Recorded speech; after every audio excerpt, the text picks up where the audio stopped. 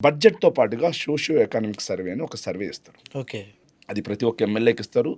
ఆ ఎమ్మెల్యే గారు రాష్ట్రంలో వృద్ధి రేట్ ఎంత పెరిగింది, పోయిన ఏడాదికి, ఇప్పుడు ఏడాదికి ఎంత మన మార్జిన్స్ ఎంతొచ్చాయి అన్నీ చూసుకుంటారండి. ఓకే. సో, గ్రోత్ రేట్ ఎంత, ఎంప్లాయ్‌మెంట్ ఎంతొచ్చింది అన్నీ చూసుకోవడం కోసం వాళ్ళకి ఒక ఐడియా రావడం కోసం రాష్ట్ర వ్యాప్తంగా అన్ని రంగాల్ని కలిపి సోషియో ఎకనామిక్ సర్వే, సామాజిక రంగ సర్వే అని చెప్పి ఒకటి ఇస్తారండి. సామాజిక ఆర్థిక రంగ సర్వే. సో, ఆ సర్వేలో పేజ్ నెంబర్ 379 సార్. ఇండస్ట్రీస్ అని చెప్పి ఒక పాయింట్ ఉంటుంది సార్. ఓకే. ఇండస్ట్రీస్ అండి. దాంట్లో చూశానండి. Statement of MSMEs established from 2014 to 15 to 2023 to 24. Okay. అంటే 2000 గత 10 సంవత్సరాలది తీసుకున్నారు సార్.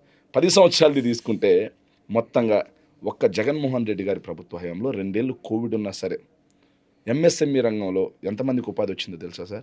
50 లక్షల మందికి. ఓన్లీ ఎంఎస్ఎంఈ రంగంలో. ఇది నేను చెప్పట్లా.